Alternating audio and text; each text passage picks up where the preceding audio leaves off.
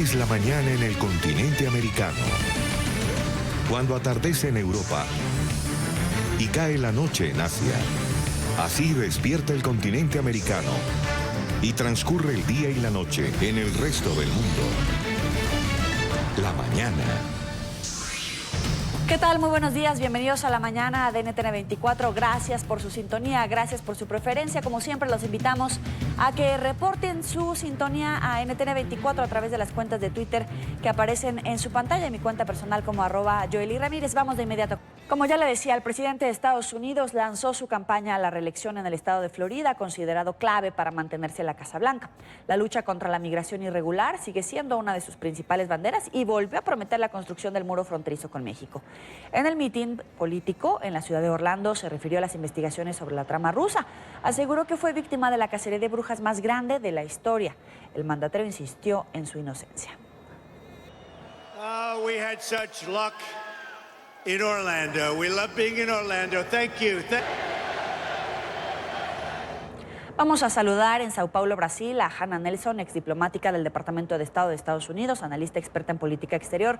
Como siempre, Hannah, un gusto saludarte. Bienvenida. Un gusto, Jenny. Muchas gracias. Hannah, ¿hubo alguna sorpresa en el discurso de ayer de Donald Trump? Lo interesante del discurso es que él no enfocó en un tema nuevo. Él relitigó todos los temas de las elecciones de 2016, ¿no? Entonces, habló mucho de Hillary Clinton, no habló mucho de ninguno de los candidatos demócratas que posiblemente irán en su contra el año que viene. Y habló mucho del tema de los correos de Hillary, de Rusia, de la inmigración, de su pared en México, en su muro. Entonces, eso fue lo interesante, de que no trajo nada nuevo en realidad a la discusión. Hannah, en el discurso le pedía a los votantes que se rebelaran contra la izquierda radical en las elecciones de 2020. Sí, él tiene dos opciones. O él va contra socialista y radical de izquierda, o él va contra Biden, por lo que vemos por los números ahorita, ¿no? Y sí. Biden es centrista. Son dos estrategias completamente diferentes. Si él es centrista, si va contra Biden centrista, Trump tiene que salir con una posición de yo soy de fuera del sistema, yo soy un emprendedor. Si él tiene que ir contra Sanders, su enfoque es antisocialista, anti-izquierda radical. Son dos mensajes completamente diferentes y es una de las razones por las cuales no salió con un mensaje nuevo, por así decir, porque aún no sabe con quién va a concurrir el año que viene. Entonces, sí rechaza los resultados de las encuestas, pero en su radar político identifica a Biden y obviamente a Sanders, que es también más o menos lo que revelan las encuestas. Es correcto. Bueno, por las encuestas demócratas, son esos dos que están arriba. Lo que él rechaza en términos de encuestas son las encuestas internas que salieron de su propia campaña, diciendo que él perdería en contra de Biden y perdería en contra de Sanders, ¿no? Él dice que esas encuestas no son reales, pero las encuestas solamente enfocadas en los demócratas, eso está claro que él lo está siguiendo muy, muy de cerca. Y sí tenemos a Biden primero y a Sanders como segundo posible candidato a los demócratas el año que viene. El tema de la polarización y el tema de los migrantes. Ayer incluso Trump decía que va a comenzar la deportación masiva de migrantes indocumentados. Sí. Él tiene que resolver el problema, la crisis que él creó, él mismo ha creado en la frontera. Y México ha aceptado recibir más de 3 veces lo que está recibiendo actualmente para asentarlos en México, ¿no? Los que son esencialmente refugiados más que migrantes de las BACRIMs en Centroamérica. Ahora, Trump también decía que había sido víctima de la cacería de brujas más grande de la historia, según sus palabras, refiriéndose a la investigación de la trama rusa. Decía que no hubo colusión, que no hubo obstrucción, en sus palabras, por supuesto. Pero yo te quiero preguntar, en este cálculo político de los demócratas, ¿el impeachment es la única forma de ganarle a Trump para evitar su reelección o el impeachment incluso les puede salir contraproducente a los propios demócratas? Es un debate interno muy fuerte que está ocurriendo con los demócratas ahorita. Obviamente Nancy Pelosi, la líder de los demócratas en la casa, en el Lower House, no quiere el impeachment porque no cree, con toda la razón, que el Senado lo va a aprobar. Entonces, a fin de cuentas, si los demócratas aprueban un impeachment en la casa, lo pasan al Senado, en la Cámara, y lo pasan al Senado y no es aprobado, el año que viene va a salir como si Trump lo hubiera ganado, ¿no? Que no es el caso, simplemente es un juicio político, no tiene mucho que ver con la parte, digamos, criminal, no es un juicio judicial tal cual, es político. Entonces ella no quiere lidiar con eso, ella prefiere postergar, prefiere ganar el Senado el año que viene, porque tiene grandes chances de ganar el Senado el año que viene, y así poder hacer un impeachment de principio a final, ¿no? Porque tampoco lo puedes hacer dos veces. Si pasan el impeachment al Senado y el Senado decide que no lo va a enjuiciar políticamente, no lo puedes hacer en 2021. Entonces ella tiene más chances mayores por si él gana, ella tiene chances, si Trump gana la presidencia, ella tiene chances mayores de un juicio político en 2021 que en 2020.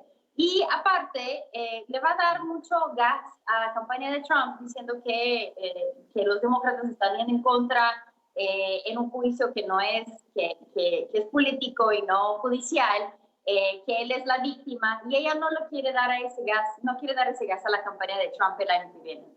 Aprovechando que estás con nosotros, te pido que te quedes unos minutos porque hay un tema medular en la agenda y es la evaluación del TEMEC, del Tratado de Comercio entre Estados Unidos, México y Canadá. El Senado mexicano prevé avalar hoy este tratado que fue firmado por los líderes de los tres países el 30 de noviembre de 2018 en sustitución del Tratado de Libre Comercio de América del Norte. El TEMEC deberá ser aprobado por los congresos de los tres países para entrar en vigor. El presidente Andrés Manuel López Obrador aseguró la semana pasada que su país le daría el visto bueno, primero para dar muestra de que está cumpliendo con lo acordado, y el acuerdo corrió peligro luego de un anuncio de Donald Trump de imponer aranceles si México no tomaba medidas para frenar la inmigración ilegal a la Unión Americana.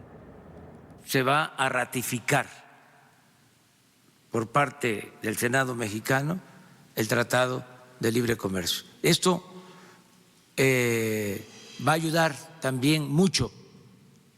Lo vamos a hacer primero, con todo respeto, que en Canadá y que en Estados Unidos. Esto va a significar que estamos cumpliendo con los compromisos. Este fue el compromiso del presidente mexicano Andrés Manuel López Obrador sobre el tratado comercial suscrito con Estados Unidos y Canadá a finales de 2018.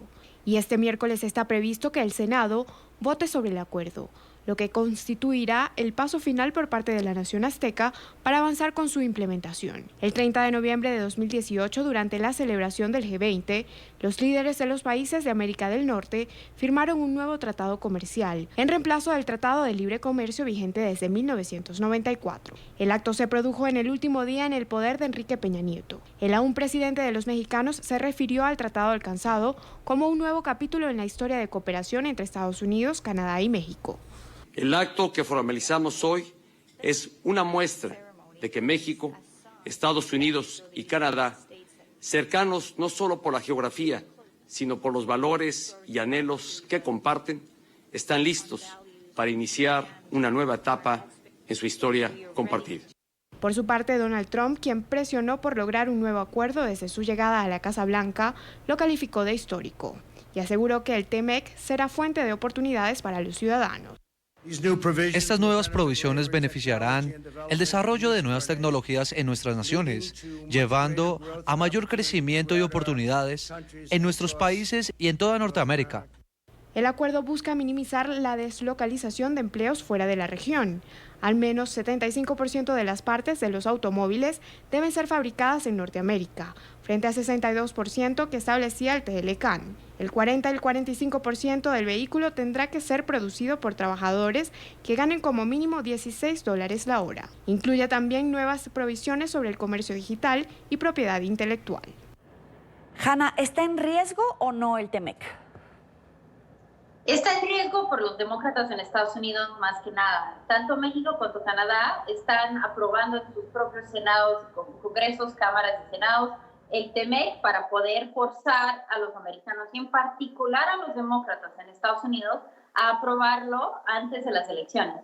Aquí el tema es que otra vez la líder de los demócratas, Nancy Pelosi, no quiere dar este triunfo a Trump de aprobar un acuerdo comercial que en realidad es un muy buen acuerdo comercial. Ella no quiere que ese sea un triunfo de Trump, ella quiere que él continúe creando caos en la economía americana con los aranceles, porque eso le afecta a él en su propia base, con los hacenderos, con la gente de manufactura en Estados Unidos, ¿no? Entonces, pero México y Canadá han creado una estrategia de forzar a los demócratas que lo aprueben y lo aprueben como tal, sin ningún cambio, porque una vez aprobado en los congresos de México y Canadá, ya no se podría cambiar el documento sin grandes esfuerzos de reaprobación en congresos del tercer país. ¿Pero tú crees que en México el Senado lo va a aprobar o le va a poner alguna cláusula de reserva, de alguna manera blindándose por lo que pudiera suceder con los aranceles? Lo más probable es que lo va a aprobar como tal, lo están separando de temas de aranceles y lo están haciendo. En México, Morena, el partido del presidente López Obrador, tiene mayoría en el Congreso. Entonces, van a seguir mucho las instrucciones del presidente, pero lo más probable es que lo van a aprobar como tal. Y si hay aranceles que se apliquen, estos aranceles serán tratados de manera aparte, separada, y obviamente irían en contra del tratado aprobado, porque el tratado aprobado no permite la existencia de aranceles. Los aranceles en sí no son legales. Entonces, pero lo van a tratar como un tema aparte. Para concluir, estando ya en época de campaña electoral en Estados Unidos, la guerra comercial que Donald Trump ha lanzado con China y probablemente, o por lo menos esta tensión económica que tiene con México, ¿cómo puede afectar en sus votos? Eso le podría afectar negativamente, principalmente en el caso de México parece que las cosas están un poco calmas por el momento, quién sabe lo que va a pasar en 6 meses, pero en el caso de China sí va a empezar a afectar a los consumidores. Hay precios a la alta que van a ver en 6 a 10 meses, justo en el momento de la elección, y los hacenderos en Estados Unidos ya están sufriendo porque su principal mercado, o sus principales mercados, que en este caso son México, Canadá, China y Europa, están sobre el efecto de aranceles, ¿no? Entonces, y aranceles que se han puesto también hacia Estados Unidos como respuesta, como son contra aranceles. Entonces, todo eso ha afectado mucho a los hacenderos, que son la base de Trump, son los votantes en el medio del país. Ya llevan más de un año con este tema, ya están cansados. Entonces, si continúa esa política comercial de Estados Unidos muy enfocada en los palos, sin crear incentivos y simplemente crear, hacer los procesos de manera muy forzada, a través de aranceles, creo que sí les va a afectar el voto y el apoyo popular el año que viene. Te agradezco, Hanna Nelson, por este análisis para la mañana de NTN 24, como siempre un gusto, y espero que celebres la Copa América ya que estás en Brasil. Muchas gracias. Hasta luego.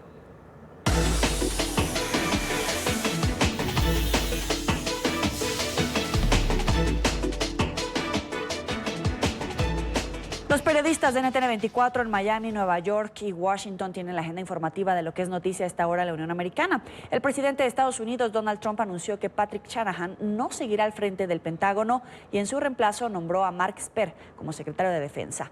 Esper fungía como subsecretario del Ejército. Emiliana Molina tiene toda la información desde Washington. Adelante.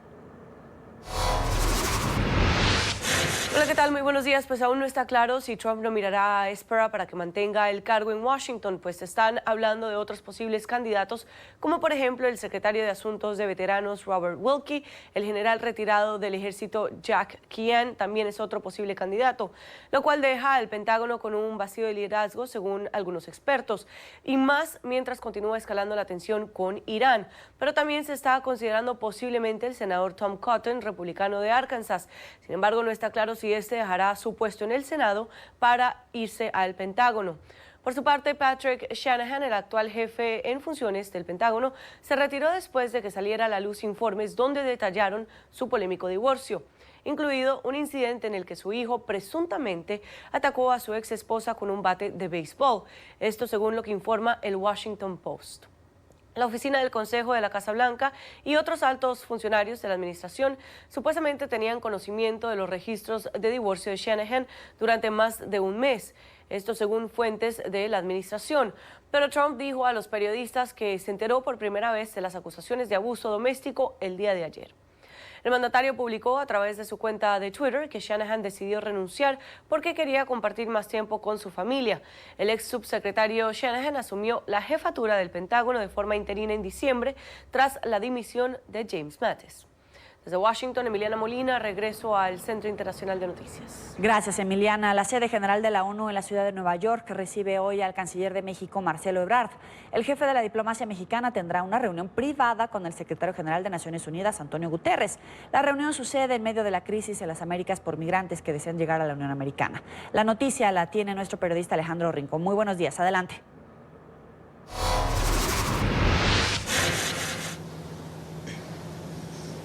Hola, feliz miércoles para todos.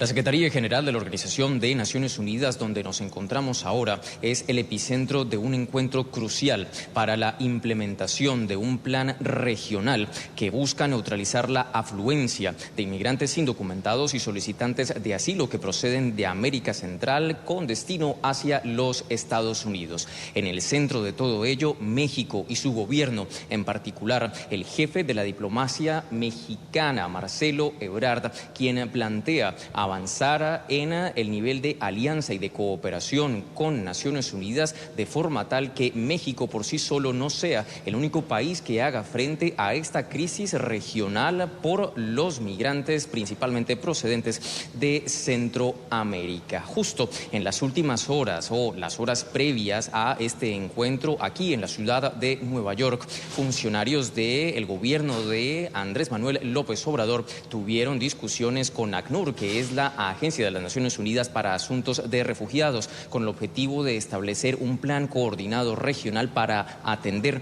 esta crisis de los migrantes. Justo sabemos que posiblemente tendrá lugar un avance en las discusiones y sobre todo en una estrategia específica. Fuentes del cuerpo diplomático han anticipado ya a NTN 24 que muy probablemente ese va a ser el argumento central del diálogo y la reunión privada entre el secretario de Relaciones Exteriores de México y el jefe de Naciones Unidas. Justo también la expectativa alrededor de este encuentro es cómo este plan también está allí mediado o sucede por la propia presión de los Estados Unidos, que luego de la amenaza de imponer aranceles a los productos procedentes de México, justo por la no implementación de estrategias para controlar la crisis de migrantes, pues también ha provocado estas reacciones adicionales de parte de la administración de Andrés Manuel López Obrador. Justo es esta crisis de migrantes la que se pretende enfrentar con la mayor cantidad de rapidez y un sentido de urgencia. Las cifras oficiales establecidas por el momento indican que solo en los primeros 6 meses del gobierno de Andrés Manuel López Obrador, por lo menos 25,000 solicitudes de refugio y de asilo han sido tramitadas en territorio mexicano. Son entonces todos estos los asuntos que se prevé tratar en ese encuentro. Se espera adicionalmente que el jefe de la diplomacia mexicana entregue declaraciones a los medios desde la ciudad de Nueva York una vez termine la reunión con Antonio Guterres. Es todo lo que tenemos para ustedes por ahora. Continúen con más en el Centro Internacional de Noticias. Vamos a la alta comisionada de la ONU para los Derechos Humanos, Michelle Bachelet, llega hoy a Venezuela. Hay gran expectativa. Diputados de la Asamblea Nacional le piden que sea imparcial durante su visita al país para conocer la agenda que cumplirá la alta funcionaria en el país petrolero. Hacemos contacto en directo con nuestro periodista en Caracas, Oliver Fernández. Muy buenos días. ¿A qué hora llega?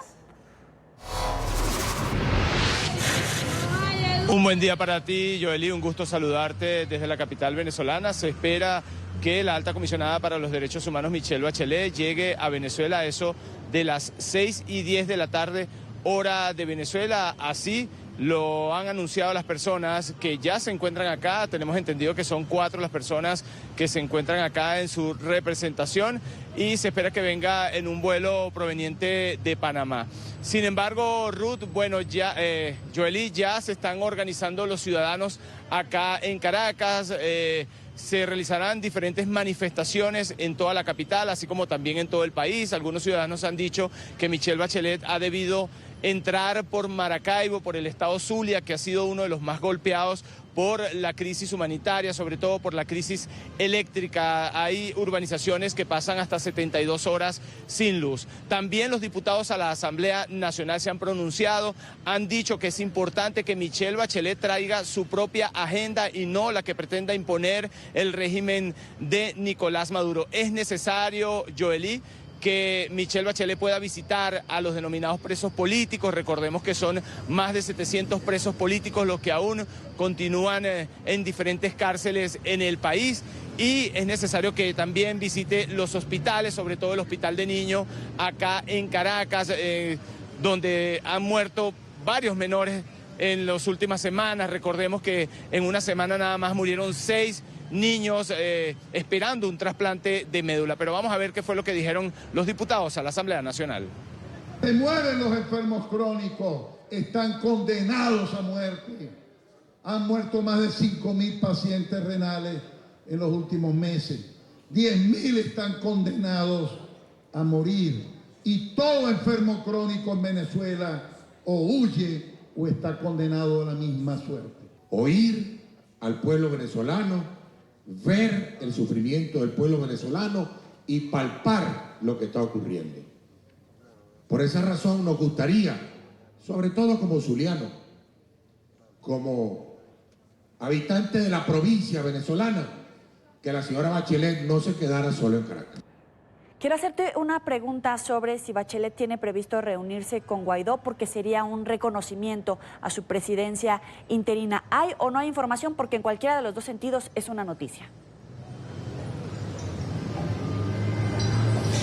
Así es, Joely. Bueno, lo que se ha dicho es que desde hace varios días justamente el presidente interino de Venezuela está buscando esta reunión con la alta comisionada para los derechos humanos, Michelle Bachelet. Lo que sí está confirmado es que supuestamente se va a reunir con Nicolás Maduro en el Palacio de Miraflores. Eso es lo que se ha dicho hasta ahora. También las distintas organizaciones no gubernamentales han dicho que ya está prácticamente lista la reunión con los familiares de los denominados presos políticos y los familiares de las 160 personas que cayeron en medio de las protestas en el año 2017, así como también en el año 2014. Sin embargo, para hoy se espera un pronunciamiento del presidente interino de Venezuela, Juan Guaidó, a eso de las 12 del mediodía, hora de Venezuela, en la Universidad Metropolitana. Quizás allí nos darán mayores detalles de lo que será esta reunión que se pretende realizar con el presidente interino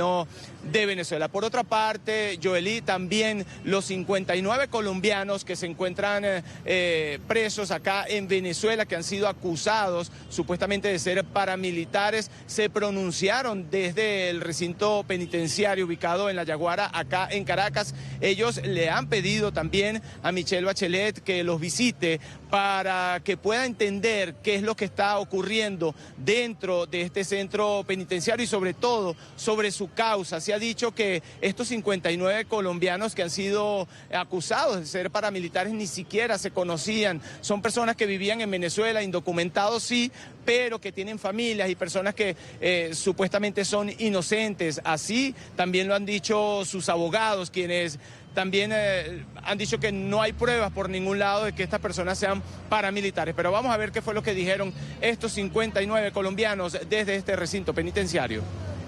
Haciendo este pequeño video queriendo se lo hacer llegar a la doctora Michelle Bachelet, con el fin de que ya con su visita aquí a Venezuela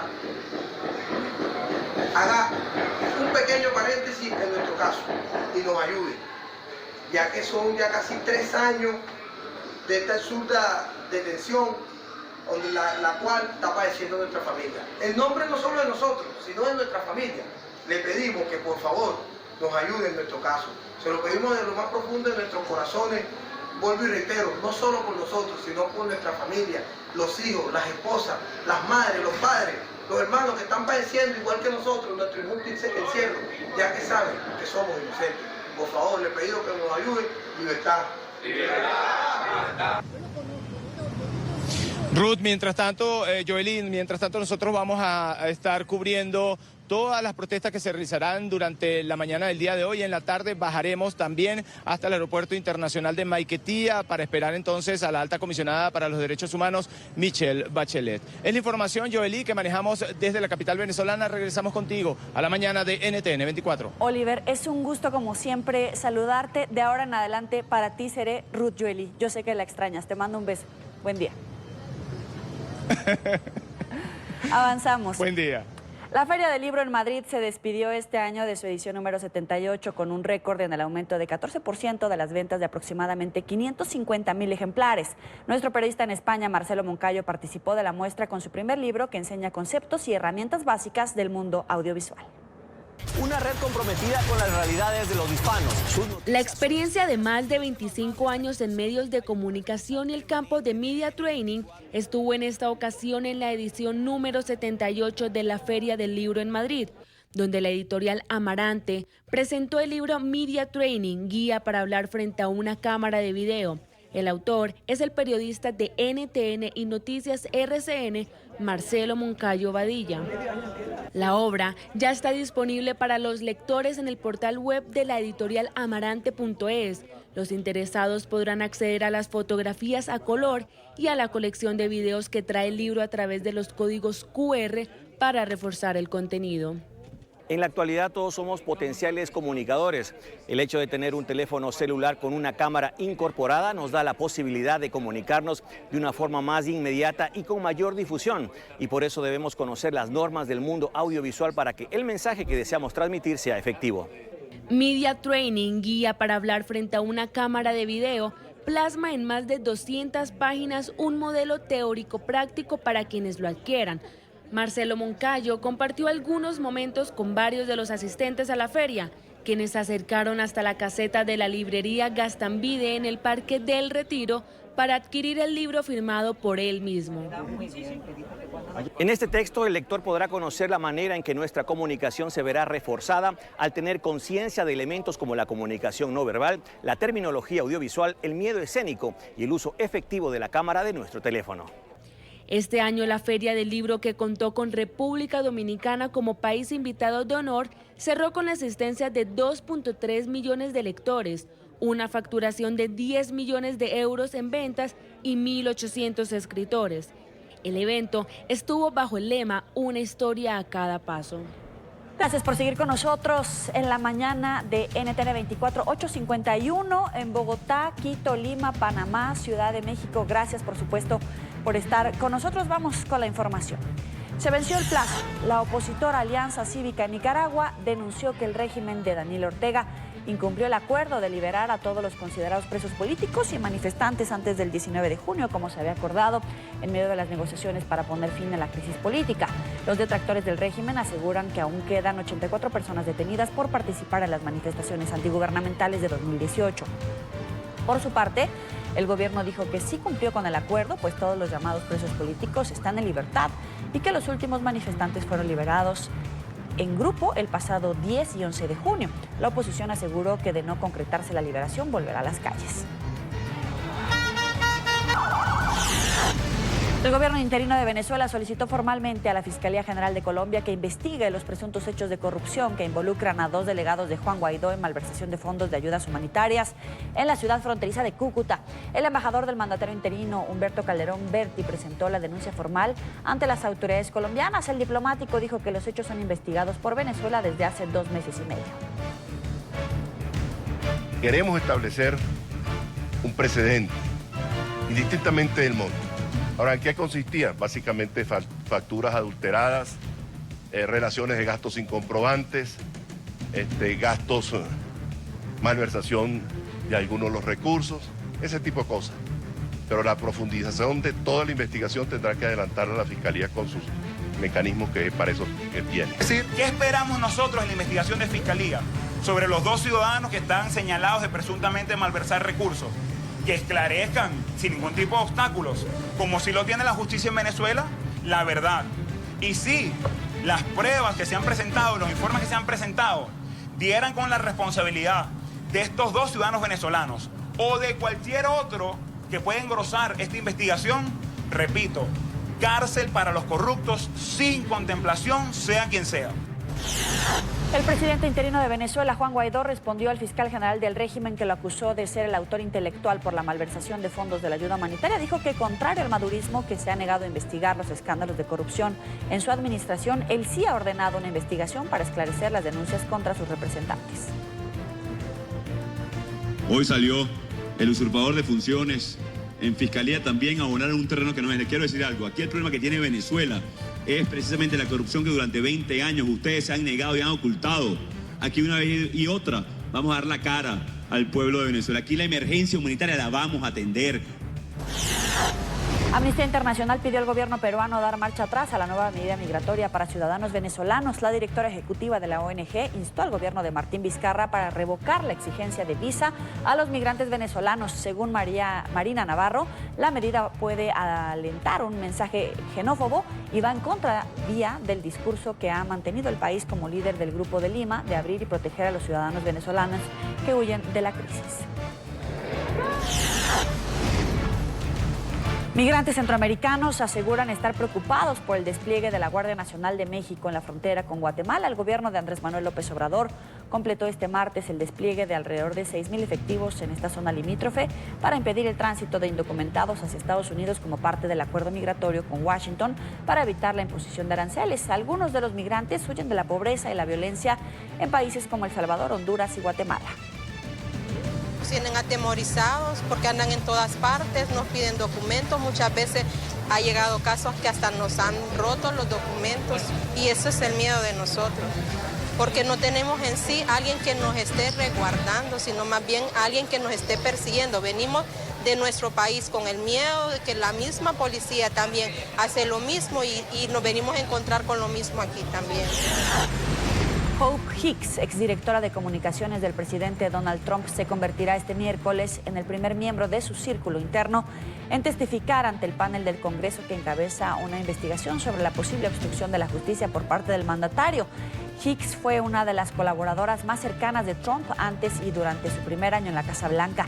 Los demócratas quieren que aclare una reunión en junio de 2016 en plena campaña presidencial entre un hijo del entonces candidato republicano con funcionarios rusos. Minuto de silencio en el Parlamento de Hong Kong. Los legisladores demócratas asistieron vestidos de negro y con flores a la sesión de este miércoles para rendir homenaje a uno de los manifestantes que murió la semana pasada en medio del rechazo a la polémica medida de extradición. La reverencia tuvo lugar al inicio de una reunión oficial en el Consejo Legislativo en la que se abordará el impacto de las protestas masivas que afectaron a la ciudad el pasado miércoles. Un estadounidense fue arrestado en Indonesia por posesión de drogas. Fue detenido en el aeropuerto internacional de Bali después de que se descubrió que tenía 4 paquetes de marihuana que pesaban más de 4 gramos. El hombre que viajaba desde Hong Kong podría enfrentarse ahora a una pena de al menos 5 años de cárcel. Indonesia tiene algunas de las leyes más estrictas del mundo contra los narcóticos. En mayo, un ciudadano francés fue condenado a muerte por tráfico de más de 2 kilogramos de drogas en la isla vecina de Lombok.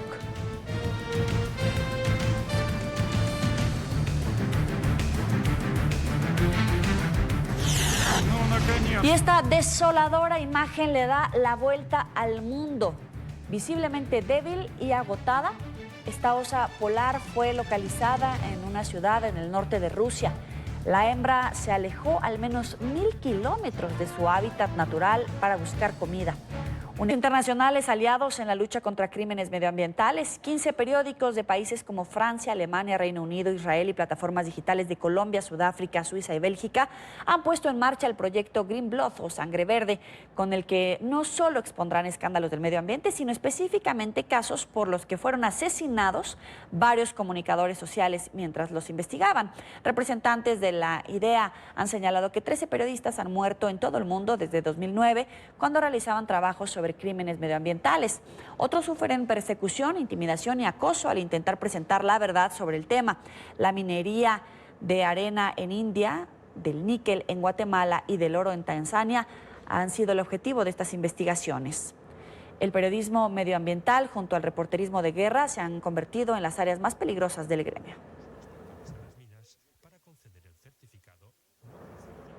Vamos a saludar en París, Francia, a Laurent Richard, editor y fundador de Forbidden Stories, quien lidera la campaña Green Blood. Gracias por estar con nosotros. Bienvenido. Hola, ¿qué tal? ¿Cuál es el objetivo de esta alianza? ¿Sumar fuerza para divulgar la información y tratar de garantizar la seguridad de los periodistas o respaldar los casos de aquellos que fueron asesinados? Sí, la meta de Forbidden Stories es continuar con la investigación sobre las amenazas de contra los periodistas de investigación.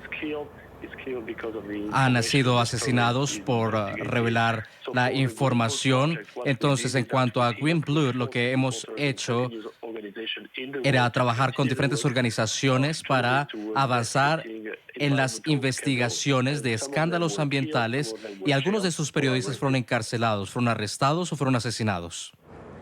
Hablemos de los casos de América, Guatemala y Colombia, por ejemplo.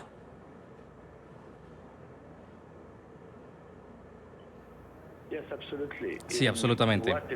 En Guatemala, nosotros hicimos equipo con organizaciones de este país que estaban enfrentando amenazas mientras investigaban la contaminación de una compañía minera que operaba allí, una compañía que es de Suiza y de Rusia y que estaba extrayendo níquel. Y estaban muy preocupados porque vieron a pescadores que estaban muy molestos con los mineros debido a la polución del agua y de los lagos. Entonces trataron de investigar y saber más sobre el tipo de polución, pero finalmente ellos fueron frenados por las autoridades y algunos fueron enviados a juicio. ¿Y en el caso de Colombia?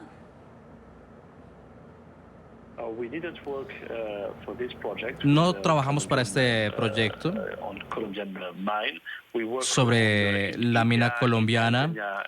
Trabajamos en India, Tanzania y Guatemala y queríamos liderar esta investigación en 3 continentes para explicar nuestra opinión sobre cómo la industria minera está tratando de esconder secretos oscuros sobre crímenes ambientales.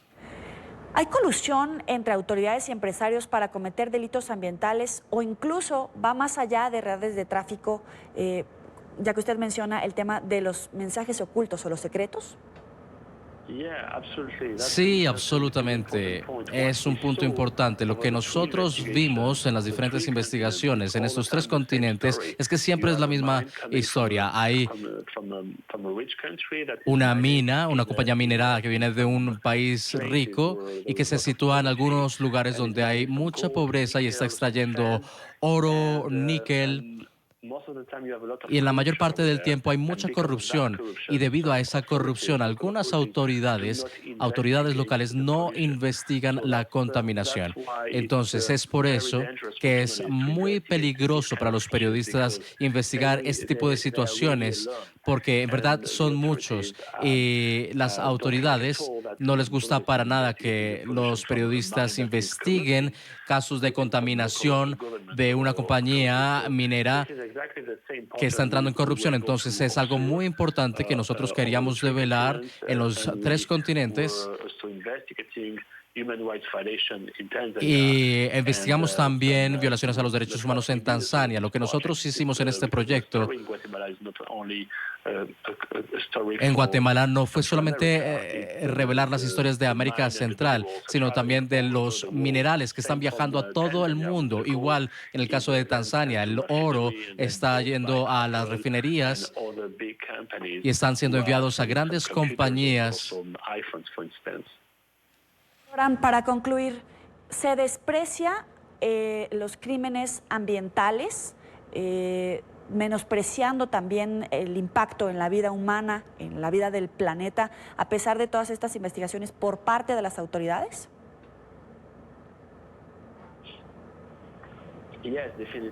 Sí, definitivamente, y ese es un gran problema porque estamos ahora en un momento en el que estamos muy preocupados por la situación ambiental, y hay muchas compañías que pretenden ser ambientalistas, pero nos damos cuenta que para nada lo son. y que de hecho cometen muchas violaciones contra el medio ambiente. Entonces hay una falta de atención y de nuestro lado como periodistas necesitamos investigar, necesitamos colaborar entre nosotros. Creemos que la colaboración puede llevar protección. Creo que agregar un alcance internacional a este tipo de asuntos puede ayudar a la población local y llamar la atención del mundo. Entonces, es por eso que de nuestra parte llamamos al liderazgo político a asumir, a tomar decisiones frente a estos sectores, y las compañías mineras deben ser más transparentes y cumplir con las regulaciones. Es Laurent Richard, editor y fundador de Forbidden Stories. Gracias por estar con nosotros. Muchas gracias a ustedes. Avanzamos.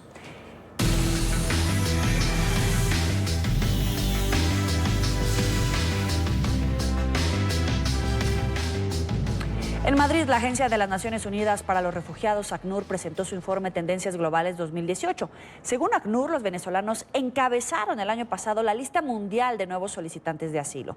La Agencia de la ONU para los Refugiados también califica la situación de los venezolanos que huyen como el mayor éxodo de la historia reciente en la región y una de las mayores crisis de desplazamiento en el mundo. La noticia en directo desde España con nuestro periodista Marcelo Moncayo. Adelante, Marcelo. Hola, ¿qué tal? Un cordial saludo para todos ustedes en la mañana, amigos televidentes. En el marco del Día Internacional del Refugiado que se conmemora este 20 de junio, el Alto Comisionado de las Naciones Unidas para los Refugiados, ACNUR, presentó en Madrid su informe Tendencias Globales, que confirma que durante el año pasado, 2018, más de 70 millones de personas en el mundo tuvieron que huir de sus hogares por distintos tipos de persecuciones, ya sean políticas, ideológicas, culturales, también por su condición sexual. Según ACNUR, esta cifra podría ser conservadora, ya que no toma en cuenta toda la situación que se vive en Venezuela. Según ACNUR, ya serían más de 4 millones de ciudadanos venezolanos los que han tenido que salir de su país, convirtiéndose en una de las crisis migratorias más importantes en la actualidad. La situación de Venezuela es una de las más importantes y las que más desplazamiento de población está provocando. Entre 3 y 5.000 personas están cruzando la frontera cada día hacia países limítrofes. Hemos alcanzado los 4 millones, aunque el informe que sacamos y que da las tendencias hasta diciembre de 2018 no abarca toda la amplitud del fenómeno. Ahora mismo son 4 millones, pero los datos del informe recogen hasta 3.6, que era la cifra a diciembre de 2018. Amigos televidentes de la mañana, y otro de los datos que recoge este informe mundial de ACNUR denominado Tendencias Globales es que 1 de cada 2 refugiados durante el año 2018 era un niño o niña. Muchos de ellos se encontraban solos o abandonados. También que, por ejemplo, 4 de cada 5 refugiados han permanecido en situación de desplazamiento durante al menos 5 años y 1 de cada 5 ha estado en situación de desplazamiento durante 20 años. Este es el informe para la mañana. Sigan ustedes con más aquí en NTN 24. De NTN 24, a esta hora el canciller de México, Marcelo Ebrard, ya está en la sede de la ONU. En nuestros próximos espacios informativos le traeremos toda la noticia en desarrollo. A continuación, el programa Club de Prensa. Pásela bien.